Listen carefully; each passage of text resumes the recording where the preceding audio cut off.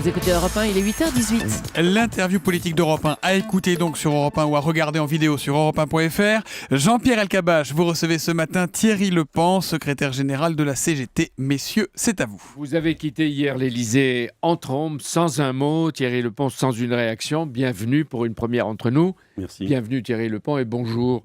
Et merci d'avoir gardé donc pour nous votre première réaction. François Hollande disait hier « Vive le mouvement collectif ». À bas l'attentisme et la frivolité. Et la frilosité. Qu'est-ce que vous choisissez ? Moi, je choisis l'action, voilà. Je choisis l'action pour qu'on puisse avoir enfin une remise à plat de l'ensemble des aides données aux entreprises pour qu'ils puissent être efficaces au service des Françaises et des Français, au service de l'emploi, mais aussi au service des salaires qui sont beaucoup trop bas dans notre pays. Vous vous dites c'est maintenant que ça se joue et qu'il faut prendre des risques. C'est maintenant qu'il faut une remise à plat complète. Nous sommes aujourd'hui arrivés à 230 milliards d'euros d'aide et d'exonération pour les entreprises de ce pays sans qu'on puisse en mesurer concrètement l'efficacité en termes de dynamique 230 économique. milliards, ça fait beaucoup dans vos calculs. Hein ? Mais oui, ça fait beaucoup. Le problème, c'est que dans notre pays, on parle toujours des annonces. On a parlé des 20 milliards dans le cadre du CICE. On parle maintenant à nouveau de 30 milliards, mais on ne cause jamais de la somme globale. Et nous Donc pensons, que ce chantier, évaluer il faut le mener. Ce qui s'est fait. Et vous voulez une évaluation. Nous, ce qu'on souhaite, et on pense l'avoir obtenu, c'est une évaluation de l'ensemble des aides qui sont aujourd'hui de nos entreprises pour qu'on puisse mesurer l'efficacité en termes d'emploi, en termes de salaire et en termes de politique industrielle. Mais ce principe d'évaluation, est-ce qu'il doit s'appliquer aussi aux prestations sociales qui coûtent plus de 600 milliards ? Oui, je pense qu'il faut remettre à plat l'ensemble.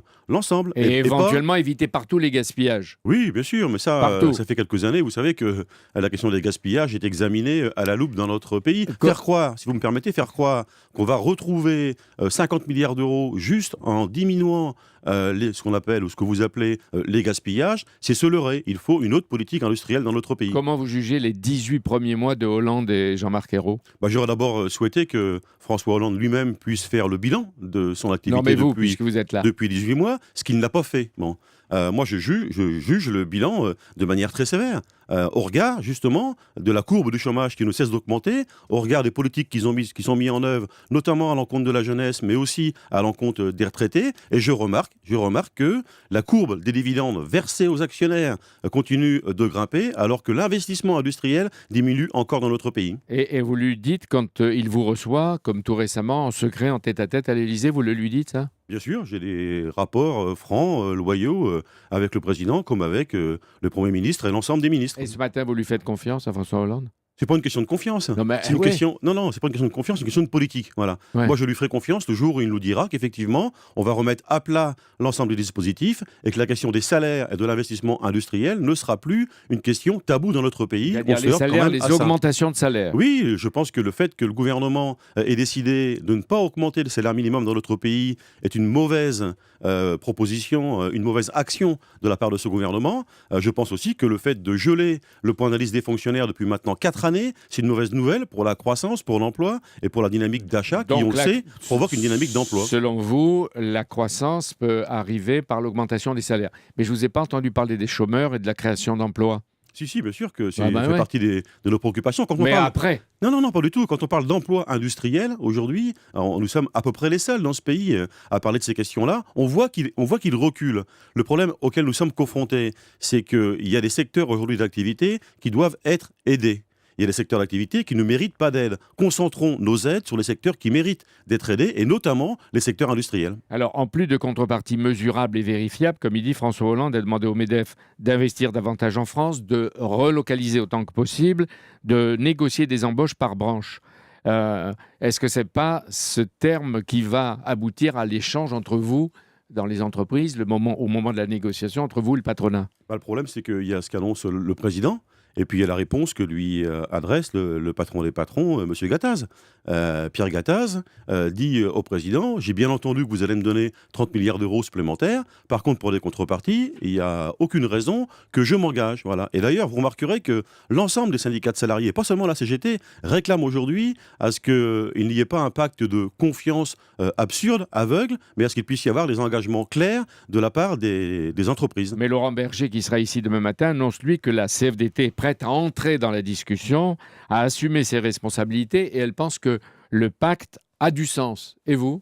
Moi, je pense que le pacte, il aura du sens quand on aura défini le contenu du pacte. Donc à partir de lundi avec le Premier ministre. Avec Jean-Marc Ayrault et dans les semaines qui vont suivre. Donc pas de chaise vide. Pas de chaise vide, non, bien sûr que non. Vous y allez, et quand vous occuperez les chaises, qu'est-ce que vous voulez comme objectif ? La question de l'emploi, voilà, qui est une préoccupation majeure, la question des salaires et la question de l'investissement industriel qui pose problème dans notre pays. Donc pas de boycott. Pas de boycott, non, je l'ai dit depuis le début. Pas de boycott, pas de manifestation. La CGT sera présente partout où l'intérêt des salariés est en jeu. Voilà, c'est pas une décision de Thierry Lepant, c'est une décision de notre congrès confédéral. Oui. Quelle est l'alternative de la CGT dirigée par Thierry Lepant ? Qu'est-ce que vous pensez qu'à terme, vous voulez représenter, vous ? Je suis caractérisé par 3 mots, moi. D'abord, je pense qu'il faut que nous ayons une CGT accessible, voilà, qu'on puisse être touché par l'ensemble des salariés, ce qui n'est pas le cas aujourd'hui. Je pense qu'il faut que nous ayons une CGT utile. Une CGT utile, c'est une CGT qui rapporte. Attendez, et enfin, une CGT solidaire. D'accord. Elle rapporte quoi ?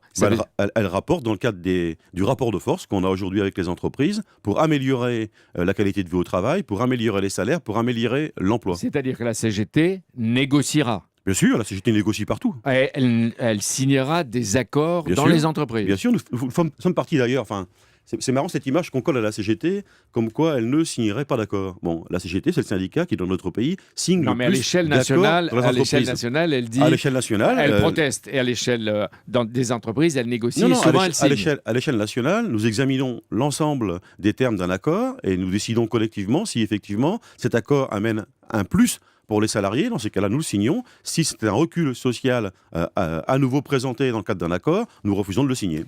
Bernard Cazeneuve, le ministre du Budget, vient de confirmer que si le gouvernement peut baisser les impôts en 2015 pour les ménages, le gouvernement le fera. Est-ce que vous l'encouragez à baisser les impôts d'ici 2015 ? Pas seulement pour les entreprises, et les charges, etc., mais pour les ménages et les particuliers. Moi, ce que dit Bernard Cazeneuve, ça n'engage que lui. C'est pas ce que nous a dit le président hier, c'est pas ce que nous dit le Premier ministre. Alors, c'est un Normand, Bernard Cazeneuve, je le connais bien, je suis Normand également. Là, c'est peut-être bien que oui, peut-être bien que non, c'est on verra, quoi.